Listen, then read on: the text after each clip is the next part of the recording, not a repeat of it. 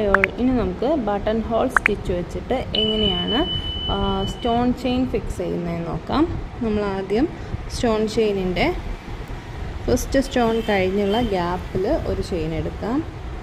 എന്നിട്ട് അതിൻ്റെ തൊട്ട് മുകളിലോട്ട് പോവാം.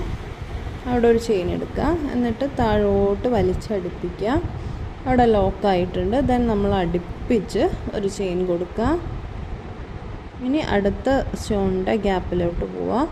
നമ്മളൊരു ലൈൻ വരച്ചിട്ട്, എന്ത് ഷേപ്പിലാണെങ്കിലും ഒരു ലൈൻ വരച്ചിട്ട് ചെയ്യുമ്പോൾ ആ ലൈനിലൂടെ തന്നെ ഈ താഴ്ഭാഗത്ത് കാണുന്ന സ്റ്റിച്ചുകൾ ചെയ്യാനായിട്ട് നോക്കാം.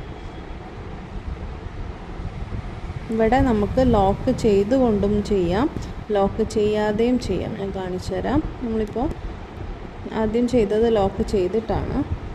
ഇനി നമുക്ക് ലോക്ക് ചെയ്യാണ്ട് ചെയ്ത് നോക്കാം. ഇതാ ഇവിടെ വന്ന് ഇവിടെ ചെയിൻ എടുക്കാതെ നമ്മൾ ഡയറക്റ്റ് അടുത്ത സ്റ്റോണിലോട്ട് കിടക്കാം. എന്താണെന്ന് വെച്ചാൽ സ്റ്റോൺ ചെയിൻ ഇടയ്ക്കുള്ളത് കൊണ്ട് നമുക്ക് ആ ഒരു ചെയിനിൻ്റെ ആവശ്യം ഇല്ല. ഉണ്ടോ?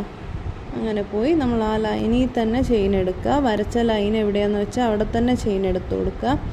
അപ്പോൾ നമ്മൾ വലിച്ചടുപ്പിക്കുമ്പോൾ സ്റ്റോൺ ചെയിൻ കറക്റ്റായിട്ട് നിന്നോളും. ഇത് ഏത് ഷേപ്പിലും നമുക്ക് ചെയ്യാൻ പറ്റും.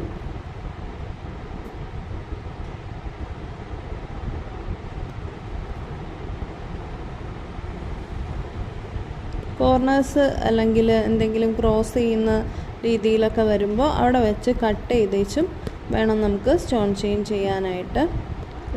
തുടക്കത്തിൽ നിങ്ങൾ ചെയ്യുമ്പോൾ ഒട്ടിച്ച് വെച്ച് ചെയ്യുന്നതായിരിക്കും നല്ലത്. അതാകുമ്പോൾ നീങ്ങി പോവത്തില്ല. അല്ലാതെയും ചെയ്യാം.